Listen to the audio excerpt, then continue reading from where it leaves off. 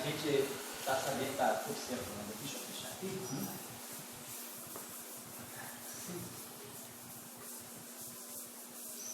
Então vamos ver o seguinte, vamos construir assim, as ideias gerais e depois o detalhe do cálculo que vocês fazem, né? Mas a ideia seria assim, então nós já entendemos que nós queremos construir a eletrodinâmica de Maxwell-Dirac.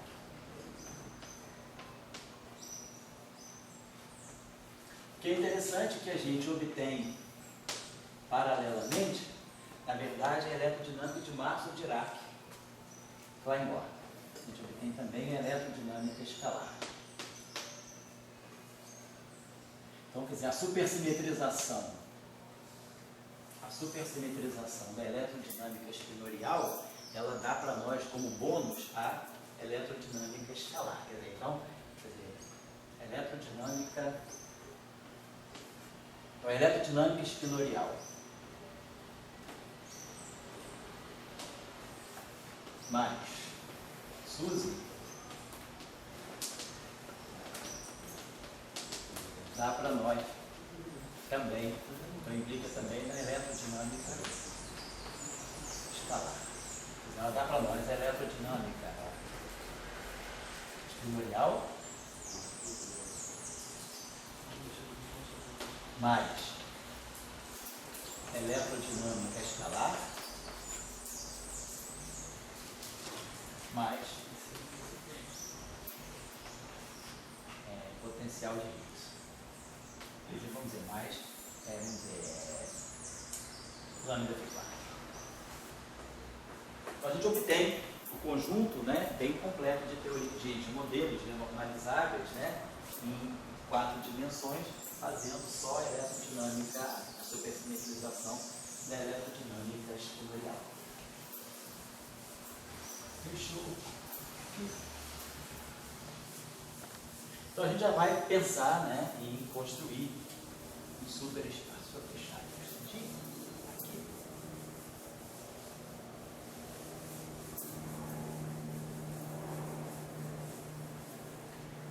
Vamos chamar a atenção daqui para o seguinte fato. Então a nossa ideia é como é que a gente pode introduzir, quer dizer, os termos, né, de propagação, né, os termos dinâmicos, né, para o supercampo φ.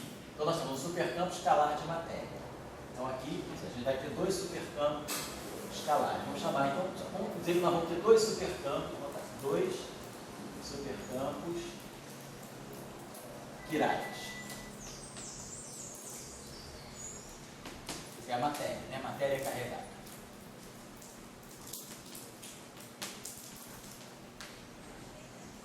Vamos chamar um supercampo S1,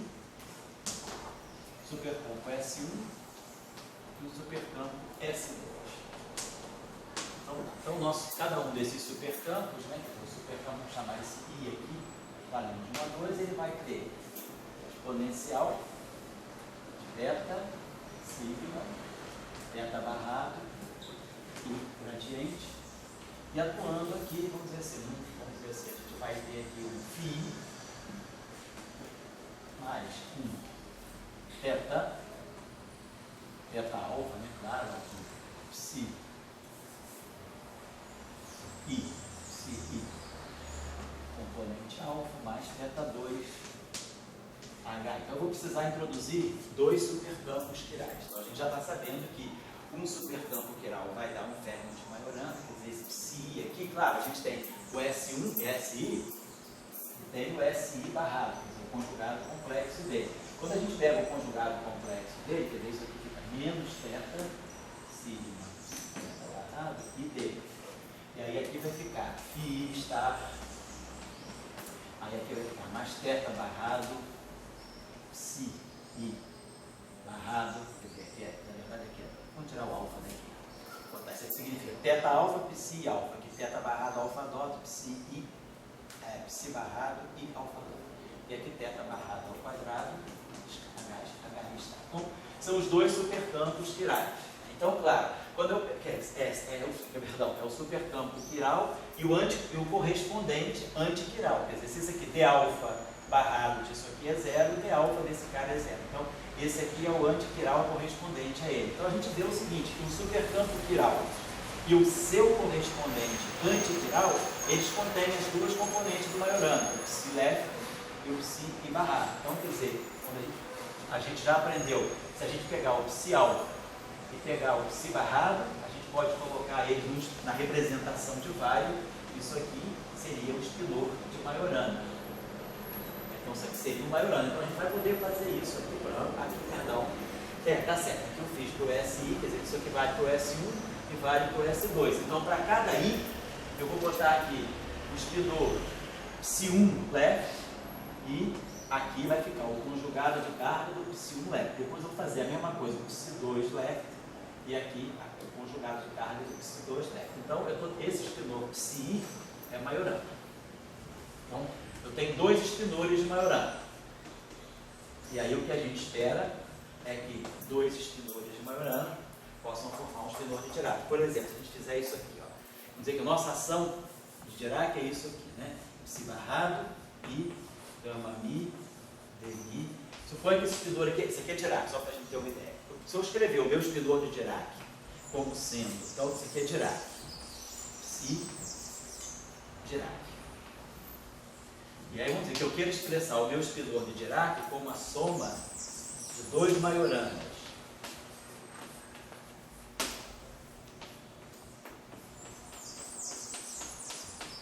Então, só para a gente ver como é que fica. Da mesma forma, a gente pega o Lagrange de Klein-Bordner complexo. Dmi φ star, dmi φ. Depois a gente expressa φ como sendo φ1 mais φ2 sobre raiz de 2. A gente expressa o campo, aí a gente ganha 1 meio de dmi φ1 ao quadrado mais 1 meio de dmi φ2 ao quadrado. Vamos botar a raiz de 2. É exatamente o passo paralelo para espinores, dos campos escalares complexos. Isso aqui seria o Klein-Bordel complexo e esse aqui os dois Klein-Bordels reais. No mundo espinorial, o campo complexo é o Dirac e o que seriam os campos, as componentes reais, né, real e imaginário, seriam os Majoranas. Então, se a gente agora escreve substitui essa decomposição do espinor de Dirac na equação de Lagrangiano de Dirac, a gente vai ter aqui, deixa eu apagar aqui. É óbvio, né? Mas eu estou chamando a atenção porque, em geral, vamos dizer assim, o desagrado, às vezes, a desvantagem de se trabalhar com essa formulação bidimensional, que é a formulação que veio depois do Salan-Strassi, ela simplifica se a gente ficar nas duas componentes, mas depois é sempre bom a gente reescrever tudo de novo em função das 4 componentes. Aí você tem que ver como os termos que você tem, que estão todos escritos em espinores de 2 componentes, você tem que repassar para a notação de 4 componentes. E isso aí é sempre um trabalho algébrico. Então eu só estou dando isso para vocês verem algo na representação de 4 componentes, como é que fica na representação de 2 componentes. Então se a gente pegar esse aqui, vai ficar psi1 barrado. Então a gente vai ter aqui psi1 barrado menos i psi2 barrado sobre raiz de 2. Esse termo aqui, psi barrado. E gama mi, dmi, e aí aqui a gente vai ter psi1 mais i psi2 sobre raiz de 2. Então vamos lá, parte diagonal, nós vamos ter 1 meio de psi1 barrado e gama mi, dmi, psi1. E vamos ter o outro termo que vai ser mais 1 meio de psi2 barrado e gama mi, dmi, psi1, vai ficar psi1 barrado, psi1 e aqui daqui é menos i, mas vai ficar mais, então a parte diagonal está ok. Aí nós vamos gerar, por exemplo, esse termo aqui, 1 meio, aí vamos ter aqui psi1 barrado e gama mi dmi. Mas aí nós vamos ter um i psi2. Vou botar então esse i aqui na frente, i psi2. Então vamos tirar esses i's aqui. Vai ficar menos 1 meio. E depois vamos ter esse termo aqui, que vai dar a mesma coisa, menos i. O i vai dar 1, então vai ficar mais 1 meio do psi2 barrado. E aí vai ficar gama mi, dmi, psi1. Então, nós sabemos o seguinte, nós já tínhamos aprendido aqui no curso. Quando a gente tem 2 espinores de Majorana, ou 2 espinores quaisquer, a gente sempre pode escrever assim: psi barrado, gama mi, ki a gente pode sempre escrever como sendo menos que C, barrado, gama mi, si C. Pode sempre escrever, tem essa relação aí, né? Que no fundo é só a gente tirar o transposto dessa relação aqui, usar o sinal menos e usar as propriedades da conjugação de carga, né? Relacionar o que se barrado transposto com o que se C e o que se transposto vai aparecer com o que se C barrado. Só lembrar daquelas nossas relações. Então, essa expressão aqui pode sempre ser escrita assim, mas claro, se isso aqui são férmions de Majorana, essa expressão aqui para Majorana, ela vai ficar menos si barrado, gama mi, si. Então, isso aqui é geral, e isso aqui é Majorana, que é o nosso caso aqui embaixo. Então, eu posso escrever essa expressão aqui, isso aqui vai ficar menos d mi, si 2 barrado, eu vou trazer todo esse extensor barrado para cá, o sinal menos vem daqui, gama mi, si 1. Então tem esse sinal menos aqui. E aí agora eu integro por partes. Aí vai ficar mais. Né? Então esse termo aqui, eu estou fazendo. Esse termo aqui, então esse aqui ficou mais. Tem esse menos aqui com esse menos aqui. Então fica mais. Mas aí quando eu integrar por partes, eu vou ganhar um outro menos. E aí esse termo aqui, marca esse termo aqui por integração por partes. Tá? Então, na verdade, a ação de Dirac, ela se decompõe na ação de Majorana da mesma forma como a gente faz com o Klein-Gordon complexo em termos dos reais. Ganha um fator meio e fica assim, certo? Então, a mesma coisa, então deixa eu apagar aqui. E aí, se nós pegarmos o termo de massa, então é só para entender o seguinte, nós vamos ter um setor SOPSI 1 e um setor SOPSI 2. E aí, daqui vão sair duas ações de Majorana. Uma ação de Majorana com Psi1 e uma ação de Majorana com Psi 2. Aí vocês vão ver que elas vão se combinar para dar exatamente a ação que é de Psi 1 mais I Psi 2, tá certo? Esse é o cuidado. E o termo de massa, que nós vamos introduzir depois, né? O termo de massa de Dirac, ele é M Psi barrado Psi. Então ele vai ficar M, né? Vai ficar Psi 1 barrado menos, esqueci o fator raiz de 2, menos I Psi 2 barrado. E aí, Psi 1 mais I Psi 2. Então nós vamos ter M Psi 1 barrado Psi 1. E aqui mais M Psi 2 barrado Psi 2. Então o termo de massa, ele vai sair diagonal. E aqui vamos ter o termo misto. Então vamos ter mais I M Psi 1 barrado Psi 2 menos I M Psi 2 barrado Psi 1. Então o termo de massa de Dirac, ele fica assim, parte diagonal. Então esse termo aqui vai com esse, e esse termo aqui vai com esse. Então tem duas ações. Agora, esse termo aqui de novo, vamos usar a propriedade dos espidores, né? Então a gente sabe que Psi 2 barrado Psi 1 é sempre igual a Psi 1 C barrado Psi 2 C. Essa relação é geral. Aplicada a férmions de Majorana, é só tirar isso aqui. Então para férmions de Majorana, Psi 1 barrado Psi 2 é igual a Psi 2 barrado Psi 1. Então isso aqui se cancela. Então, a ação de Dirac, ela sai diagonalizada em termos da ação de 2 Majorana. Claro, aqui tem um fator raiz no meio também, eu esqueci de botar o raiz de 2 aqui tem um. Então, geralmente é assim que a gente escreve a ação de Majorana, com fator meio, por causa da condição de realidade. Exatamente como a gente faz com o Klein-Gordon real. O meio de dmi Φ 1 dmi Φ 2 mais o meio de dmi Φ 2 dmi Φ 2. Menos o meio de M2 Φ1 estar Φ2 Φ1 estar menos o meio de M2 Φ2 estar Φ2. Então é exatamente o protótipo do Klein-Gordon complexo para os escalares reais. Então o que a gente vai obter aqui, quando vocês abrirem a expressão em componente, vai ser, vocês vão obter tudo para Psi1 e Psi1 barrado, Psi2 e Psi2 barrado. Aí vocês vão combinar Psi1 com Psi1 barrado e um Psi1 de Majorana. E o Psi2 com o Psi2 barrado e um Psi2 de Majorana em notação quadridimensional.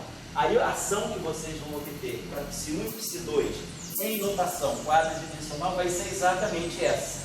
Mas isso aqui nada mais é do que o Dirac usual. Então eu só estou chamando a atenção para isso. O resto é cálculo limpo, vocês sabem. Às vezes a gente não sabe assim, muito bem que direção tomar, como é que eu vou relacionar isso, né? Então é usar essas propriedades que a gente já aprendeu aqui ao longo das aulas esses truquezinhos nos pilores de Majorana, tá certo, né? E os pilores em geral, né? Para conjugação de carga, as propriedades de simetria e antissimetria desses bilineares, tudo bem. Então, tu vai imaginar o seguinte: eu quero construir uma ação, né? Vamos dizer assim, ação de matéria livre. Então a gente já viu a forma do nosso supercampo. A gente já sabe, vamos lembrar do nosso supercampo quiral φ. Ele tinha essa estrutura aqui, Z mais θ psi mais θ2h. Aí começava mais θ sigma mi, θ barrado e dmi z. Depois vinha aqui mais, aqui ficaria θ sigma mi, θ barrado e dmi, e aí atuando aqui no θ psi. Deixar assim. Depois, esse termo aqui, batendo naquele termo de θ2 da zero. Aí vem o outro termo aqui que vai ser mais θ2, θ barrado ao quadrado, da Lambertiano Z. Então, mais ou menos, essa é a estrutura do φ. E a estrutura do φ está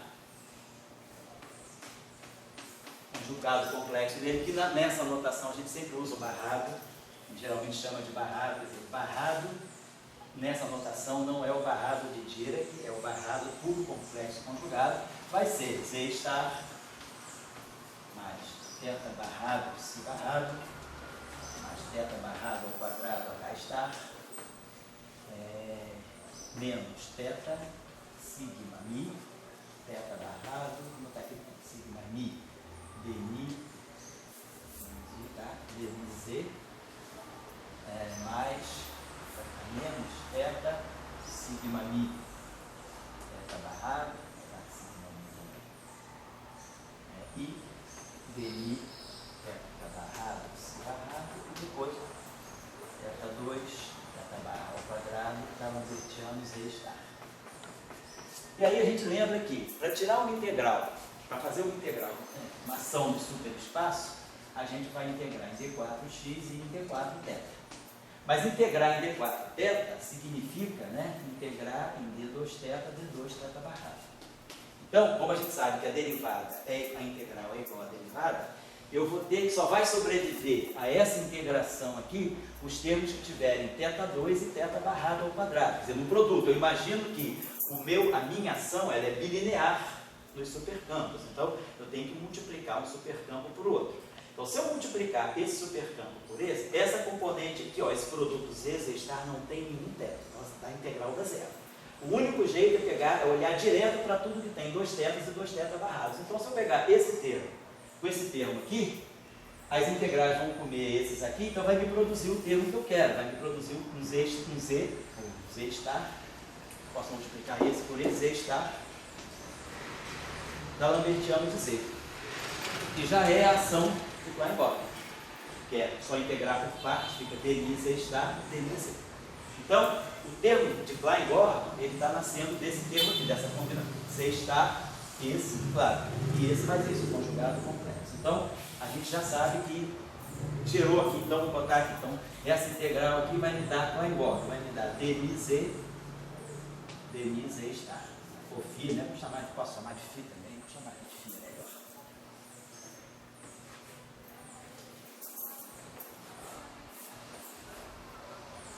Então é só lembrar aí para vocês, né, que esse campo supercampo escalar quiral, na teoria de Gauge, ele tem duas manifestações. Ele se manifesta como campo de matéria, mas ele pode se manifestar também como campo que dá o parâmetro de Gauge para fazer a transformação de Maxwell, né? Muito bem, então depois o termo θ, eu vou ter que gerar um termo de Dirac, para o psi, termo de matéria, propagação da matéria fermiônica. Então esse termo aqui tem um θ, vou pegar aqui, esse termo aqui tem um θ barrado. E esse termo aqui, ó, tem outro θ barrado e 2 θs. Então esse termo aqui, só fazendo aqui esse θ constante que ela traz para cá, então vai ter um θ alfa com θ beta daqui da epsilon alfa beta θ2. Então aqui eu já tenho um θ2 e um θ barrado. Aqui eu tenho outro θ barrado. Então esse produto aqui, desse termo aqui, φ star, por esse termo aqui, vai me dar psi barrado o sigma mi, dmi, psi. Então a gente vai ganhar daqui o termo de Dirac, que na verdade vai ser um termo tipo Maroni, psi barrado e sigma mi, dmi, psi. Que vai sair tão claro, e depois eu tenho o conjugado complexo dele. Esses termos vão sair sempre aos pares. Eu vou estar multiplicando, na verdade, φ estar, que é φ barrado, perdão, por φ. Depois, esse termo aqui, ó, tem θ2, θ barrado ao quadrado, e esse tem θ2. Então esse termo aqui vai dar um H estar H, que é o termo tipo auxiliar. E aí a gente vê, ó, então vamos ver, ó, esse termo com esse dá zero, esse com esse dá zero, eu preciso chegar sempre a 2 tetas e 2 tetas barrados. Então esse termo aqui só pode pegar esse, tá feito. Esse aqui só pode pegar um que já tenha 2 tetas e um teta barrado. Então esse termo aqui só pode pegar esse. Opa, esse termo aqui já está pronto, já deu o que tinha que dar. Esse aqui, ele vai precisar de um termo que só tenha θ2, que é esse aqui. Então esse termo aqui já foi feito. Já deu o que a gente queria agora. Esse termo aqui, ele tem 2 tetas, tem teta barrado, e aqui tem teta barrado. Então ele vai dar dmi, φ estar, dmi, aqui eu esqueci de botar o estar. Então ele também vai contribuir para esse termo aqui. Então esse termo aqui só pode ser com isso, porque ele vai dar 2 tetas e 2 tetas barrado. O resto vai dar zero. E depois esse termo aqui que volta com esse aqui também. Está. Então a gente consegue construir. Então a gente já entendeu que para eu construir a ação de matéria, simplesmente a matéria é livre, sem massa, parte só de propagação. Então a gente vai colocar aqui uma ação, que vai ser basicamente isso aqui, φi, o φ barrado, φ. Então essa aqui é a ação que dá, vamos dizer assim, propagação, dá os termos cinéticos, né? Propagação da matéria livre. Então no superespaço, esqueci de botar aqui a parte das variáveis grasmanianas, d2 θ barrado, φ estar. Claro, então isso aqui eu vou ter que fazer tanto para o S1 quanto para o S2. Tá certo, então deixa eu apagar isso aqui. Então a gente já viu. Então, o resto é um pouquinho de suor. É só botar e fazer essas integrais. Está tudo indicado na minha tese e nos livros, né? Eu não vou ficar abrindo esses cálculos. Eu quero que vocês entendam, assim, em geral, né? As linhas tem um tipo de ação, um tipo de atitude que a gente tem que fazer para realizar esses cálculos, né, sem confusão. Então, quer dizer, para quem vai fazer, aqui tem uma outra observação que ele pode fazer, ninguém vai precisar abrir tudo isso, vai dar uma expressão, multiplicar todos os termos daqui por todos daqui, não vai precisar. Você vai multiplicar sempre esse por esse, mas mirando só nos termos que tenham 2 tetas e 2 tetas barrados. Já simplifica a vida, você vai fazer muito menos operações, né? Então isso dá toda a nossa ação livre de matéria. Vamos pensar agora no termo de massa. O termo de massa vai igual a M2 e estar φ, e o termo de massa de Dirac vai ser psi barrado psi, ou seja, psi1 barrado psi1, psi2 barrado psi2. Então a gente vai ter que pensar, vamos voltar de novo, só dar uma olhadinha na estrutura do nosso campo físico. Eu apaguei aqui para mim, então vamos lá. Então isso aqui essa expressão é φ mais θ psi mais θ2h mais θ sigma, esqueci o i aqui, θ sigma, θ barrado, vamos botar assim, d φ, né? A gente já aplicou isso, cara, vou aplicar esse aqui, mais esse termo aqui, que vai ter 2 tetas, opa, vai ser assim, vou aplicar esse carinha aqui, aí esse cara aqui vai produzir 2 tetas, um θ barrado e um dmi psi, certo? Depois a gente vai ter, que vai ser θ2, θ barrado ao quadrado, está no mediano de 6. Então, vamos pegar o nosso φ estar, porque eu preciso dos dois sempre para comparar. Então, vai ficar φ estar mais θ barrado, psi barrado, θ barrado ao quadrado vai estar mais θ sigma barrado de φ estar mais θ barrado ao quadrado, θ de psi barrado, mais θ barrado θ2, θ barrado ao quadrado, se nós multiplicar o termo de massa, seria φ estar. Mas aqui está, eu pego aqui. Então, se a gente integrar em 4 tetas, eu nunca vou produzir esse termo aqui. Depois, qual é a chance? Esse termo aqui pode interagir com esse termo aqui. Depois, a gente precisa de termo de massa, então não pode ter derivado. Então, esse termo aqui é sem derivado, mas não vai dar certo nunca por causa das integrais. Esse termo aqui é sem derivada, mas está faltando uma integral em θ barrado ao quadrado. Esse termo aqui tem derivada, não vai dar nada, todos os outros termos têm derivada. Então, o único jeito, e depois o contrário, se eu pegar o Dirac, esse aqui vai ser θ, e o termo de massa, ele é θ, o termo do Dirac, né? O termo de Majorana, o termo de massa é psi-left barrado psi-right. O termo de massa, ele mistura a esferalidade. Só que no caso de Majorana, o psi-left barrado, a menos da matriz de conjugação de carga, é o psi-right transposto. Então, o termo de massa, ele não mistura psi com psi barrado. Na equação de Dirac, na formulação de Dirac quadridimensional, o termo de massa é psi barrado psi, mas onde esse psi barrado é psidária gama zero psi.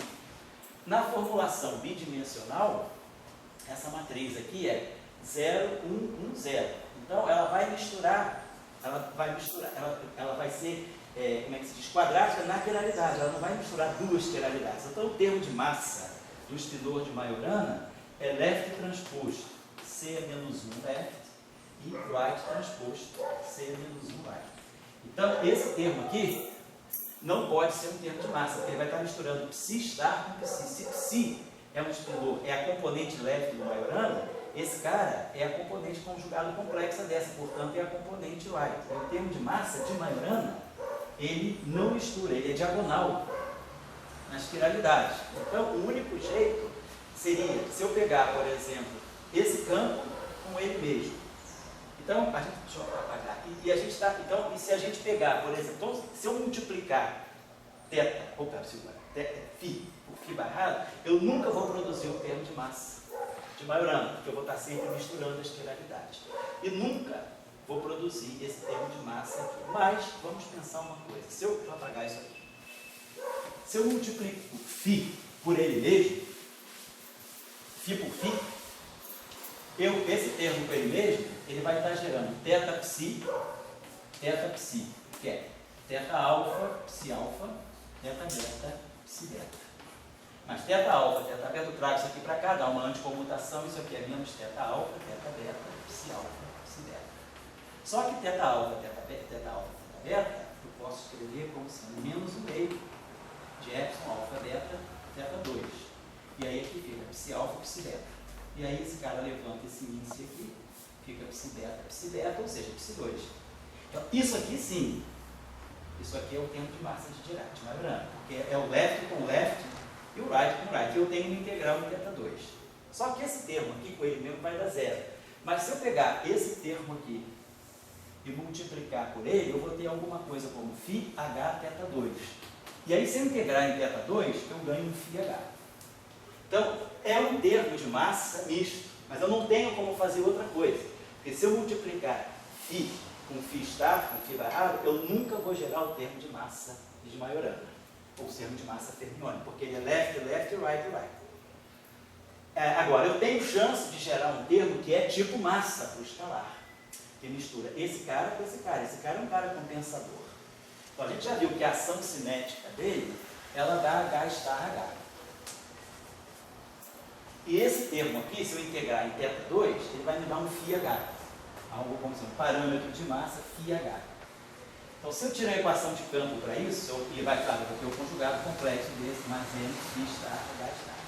Se eu tiro a equação de movimento para o H estar, eu obtenho que H é igual a menos m φ estar. E aí, quando eu multiplicar H estar por H, eu vou ganhar o termo que vai ser M2 φ estar. Eu vou explicar o processo melhor.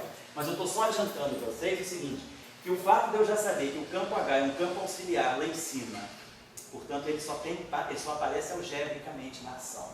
E o fato do φ se acoplar, se mixar com o H nesse termo, que é o candidato ao termo de massa, isso vai me dizer que depois, no fundo é uma gaussiana, se eu quiser completar o quadrado aqui, eu posso escrever esse termo como vai me dar o termo de massa. Então eu posso obter, vamos ver daqui a pouquinho, quando a coisa estiver pronta, mas a gente vai poder obter o termo de massa de Klein-Born a partir dessa mistura. Porque o que impede a gente de misturar o φ com o φ barrado, como a gente fez aqui, para tirar o termo de massa, o impeditivo é a nossa compreensão do que é o termo de massa com Fermi Majorana. É left com left, right com left. Não tem como misturar left com right. Então, agora, eu só tenho integral em θ2.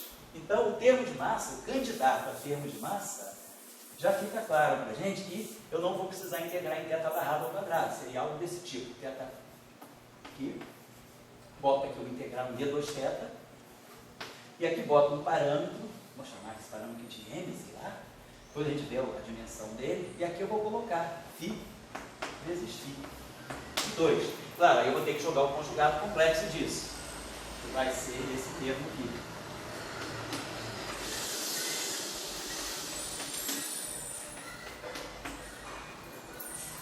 E aí a gente até entende também, vou pagar aqui, por que,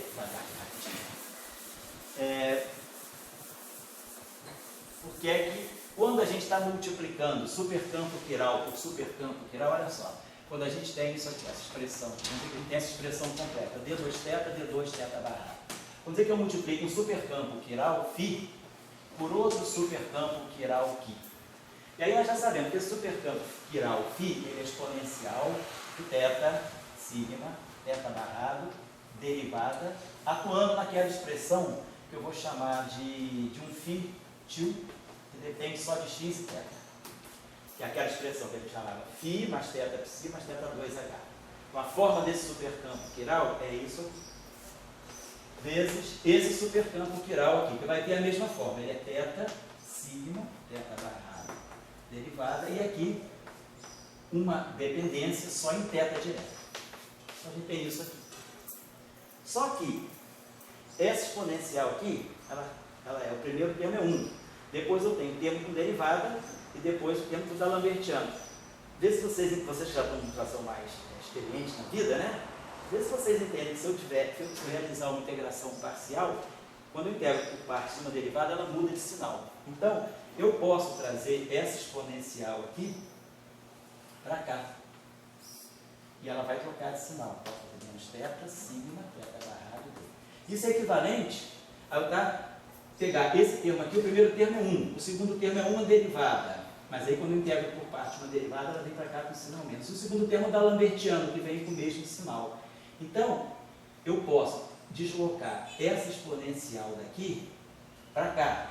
O que eu estou fazendo? Integração parcial, porque essa exponencial depende de derivadas. Então, mas aí essa exponencial mata essa. Então, quando eu tenho um supercampo quiral, dois supercampos quirais, numa ação, na verdade, eu preciso trabalhar só com as partes as partes que dependem de θ diretamente. A dependência em θ barra, ela é completamente supérflua se eu multiplico dois supercampos quirais na ação. Então, a parte de θ barra desaparece. Então, na verdade,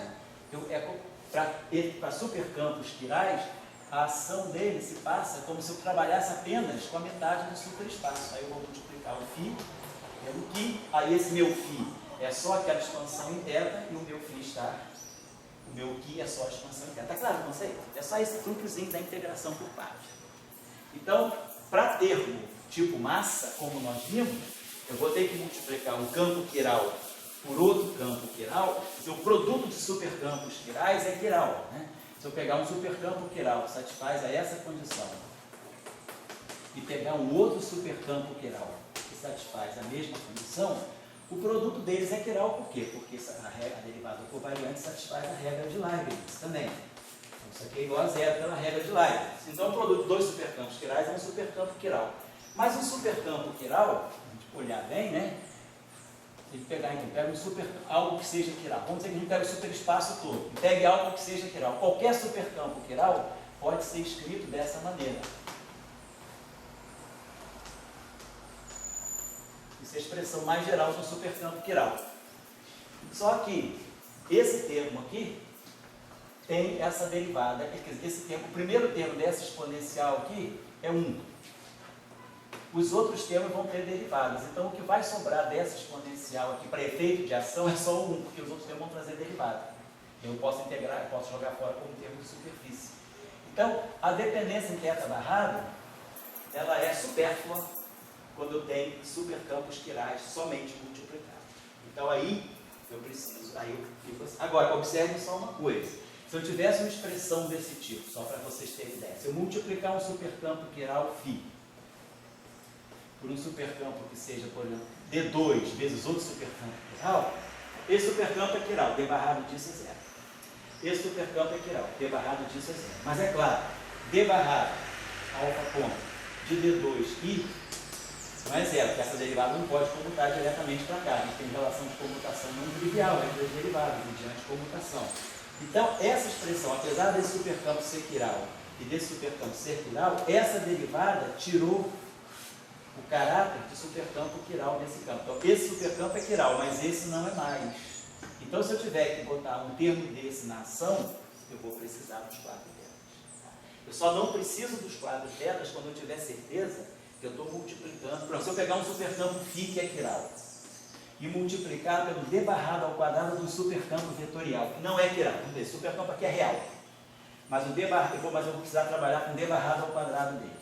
Mas aí é claro que d barrado alfa dot e d barrado ao quadrado v é identicamente zero, por causa da álgebra das derivadas covariantes. D barrado, a terceira potência, é zero. Então, esse supercampo não é quiral, mas o fato dessa derivada estar atuando em cima sobre ele faz esse objeto aqui ser um supercampo quiral. Então, esse é quiral e esse é quiral.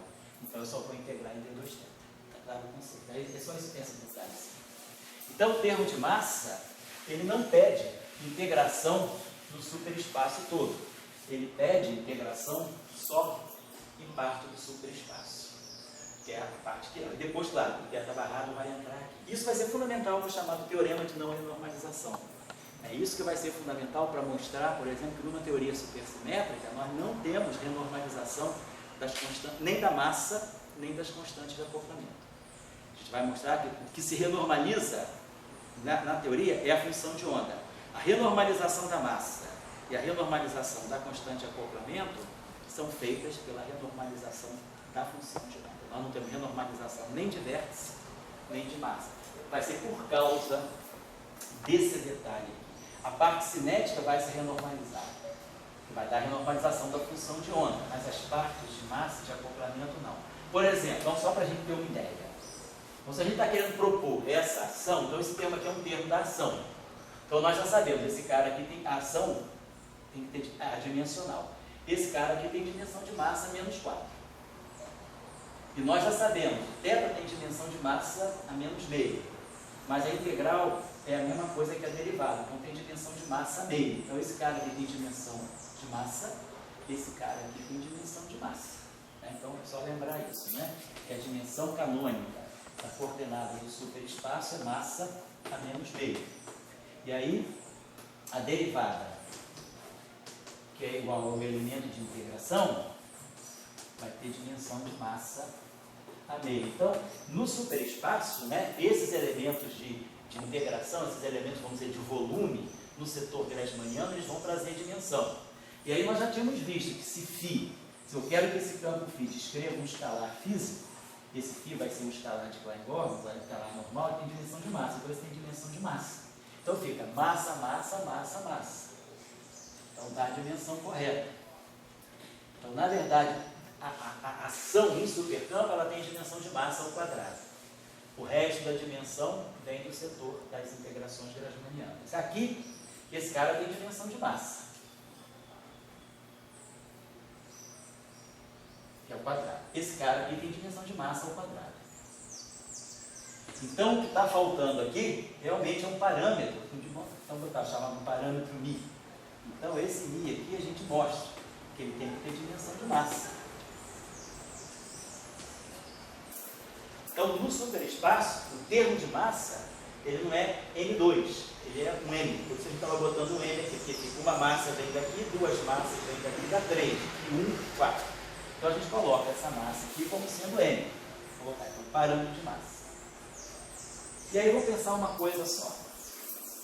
Se a gente quer formar uma interação, e a gente imagina que a gente queira constante de acoplamento adimensional, então vamos pensar aqui o seguinte, eu preciso agora formar termos de interação. Por exemplo, termos de interação.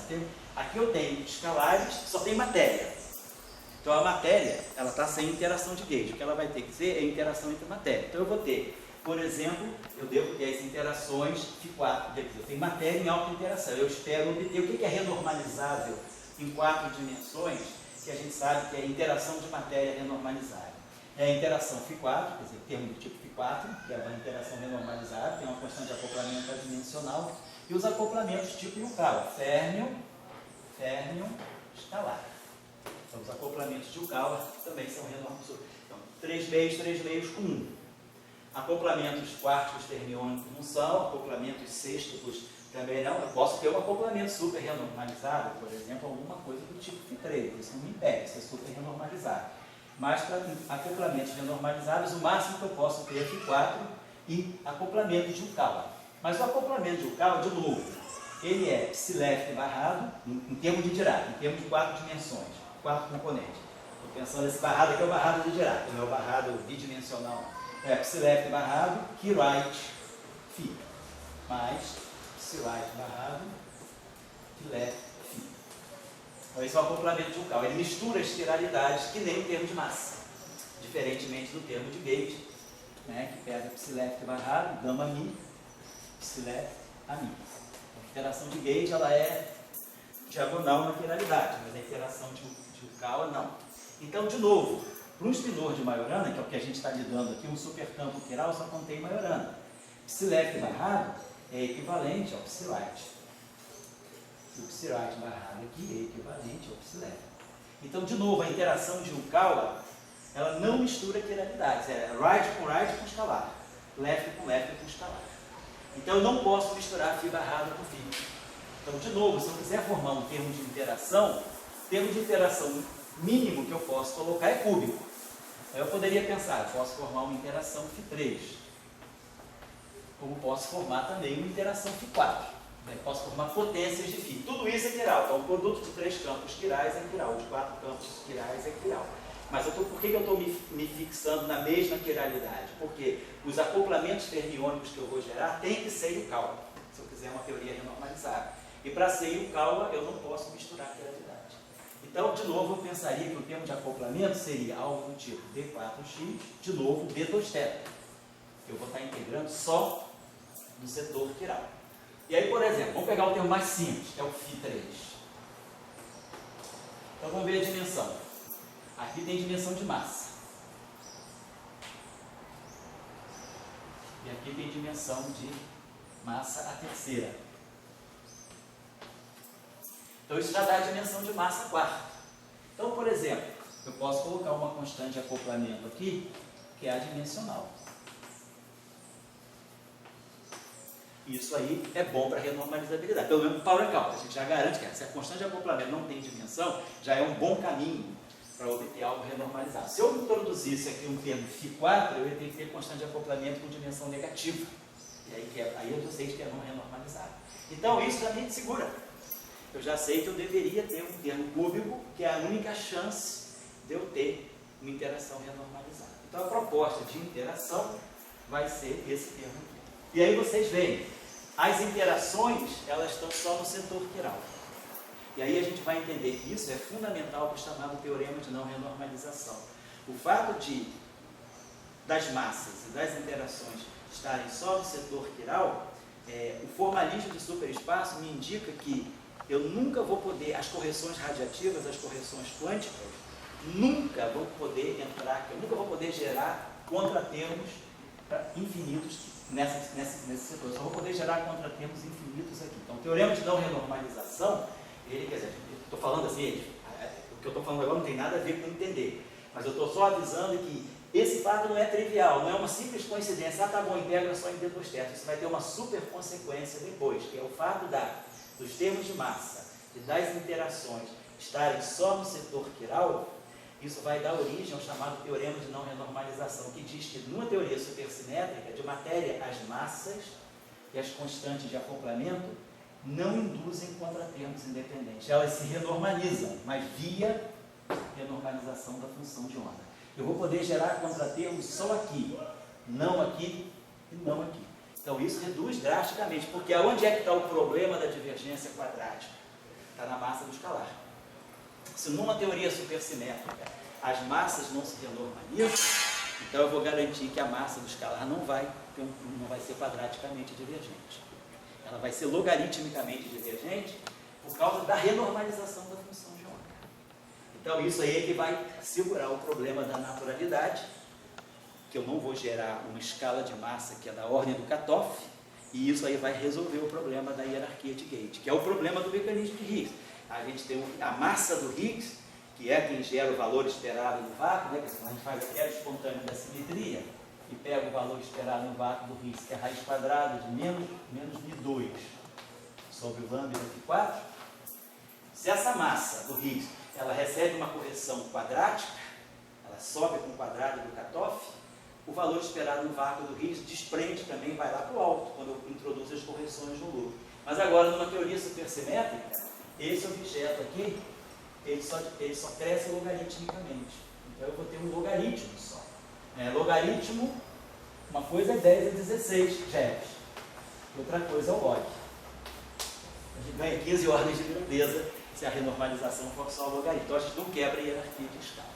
Então, esse problema aqui, isso aqui está ligado à chamada naturalidade e à hierarquia de escala. Já estou quase acabando, 5 minutos eu vou para fechar.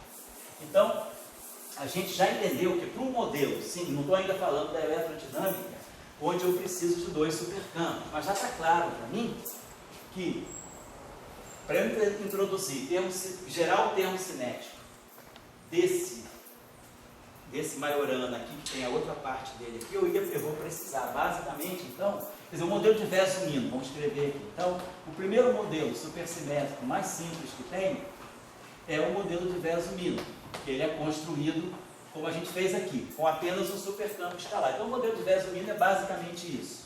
Vamos colocar aqui a ação de Versumino. É um modelo puramente de matéria, então ele vai ter toda a integral, todo o superespaço aqui.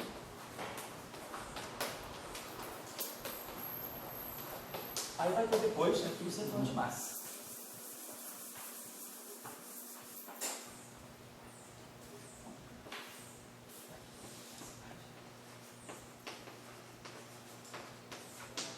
E aí aqui a gente pode botar assim, meio do M, F2. E aqui posso botar mais isso. Só uma questão de normalização lambda. Então, constante de acoplamento massa, termo de massa, termo de constante de acoplamento adimensional. Então a gente espera tirar desse modelo aqui, o que a gente espera tirar são todas as interações de matéria renormalizadas em 4 dimensões. Então a gente espera tirar uma interação do tipo φ* φ ao quadrado e espera tirar interação do tipo local, ψ barrado, ψ, e claro, o conjugado complexo. Então a gente espera tirar, e o que é interessante é que todos os acoplamentos vão depender só de um lambda. Então a autointeração escalar e o acoplamento de Yukawa não tem 2 constantes de acoplamento distintas, vai sair todo mundo saindo daqui. Eu tenho uma única constante de acoplamento para todas as interações, também é o efeito da supersimetria. A supersimetria ela obriga que essas interações sejam todas ligadas à mesma constante de acoplamento, porque tudo sai de uma só, no superespaço. Então, quando a gente, na próxima aula, abrir essa expressão, a gente vai obter uma ação geral que vai introduzir tudo que a gente quer. E depois a gente vai para o caso da ação da pergunta. Então, eu estou só dando para vocês, né, assim, as linhas gerais. Não estou abrindo todos os cálculos, porque os cálculos vocês vão poder fazer, realmente sentar e botar epsilon, alfa, beta, levantar e abaixar índice, né? Então isso aí é um cálculo que às vezes a gente erra no início, por falta de atenção, falta de observar corretamente as convenções, mas aí é um erro que a gente mesmo corrige. A questão é saber como proceder, né? O que fazer, qual é a melhor maneira de realizar os cálculos e, por exemplo, também, a gente começar a amadurecer um pouco essa ideia de, dado o supercampo, que é uma representação da supersimetria, já saber aonde é que esse supercampo como é que eu vou poder já propor uma ação para ele. Então, esse tipo de orientação muito simples que eu estou dando a vocês é pensar, será que eu integro em todo o superespaço ou em parte do superespaço? Então, olhando para o supercampo, você já sabe o que ele tem de componente e o que você quer obter. Então, você já vai saber mais ou menos como organizar os seus supercampos para ter aquilo que você quer ter. O problema poderia ser, te dou um modelo qualquer, que não tem supersimetria, e te peço, como você supersimetriza esse modelo? Então, vamos dizer que você parta, vamos deixar uma tarefa aí, então. Depois, na próxima aula, a gente vai trabalhar isso aqui melhor, mas pronto, já fica uma tarefa para quem quiser ir pensando, que é, vou dar um modelinho aqui, e vou pedir para vocês verem como é que ficaria a supersimetrização. Então, por exemplo,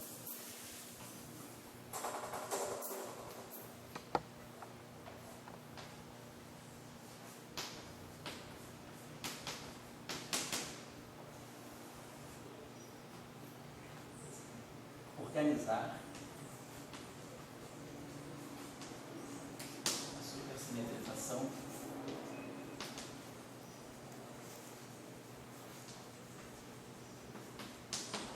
do modelo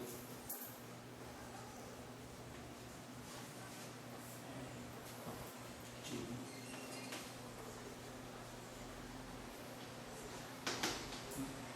mais 3. Modelo de modelo da interação quaterna, né? O psi barrado, psi ao quadrado. Então, como a gente vai quiser supersimetrizar alguma coisa que tenha psi barrado, psi ao quadrado, tarefa 2. Vou lembrando, os supercampos vocês já têm.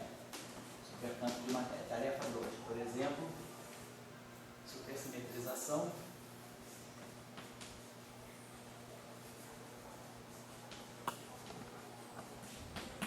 do autoacoplamento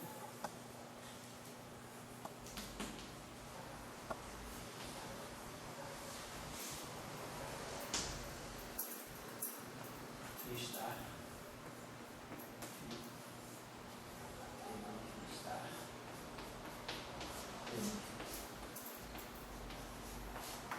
eu poderia pedir o acoplamento φ6, mas eu não vou pedir o φ6 para vocês, porque o φ6 vai sair de bônus aqui.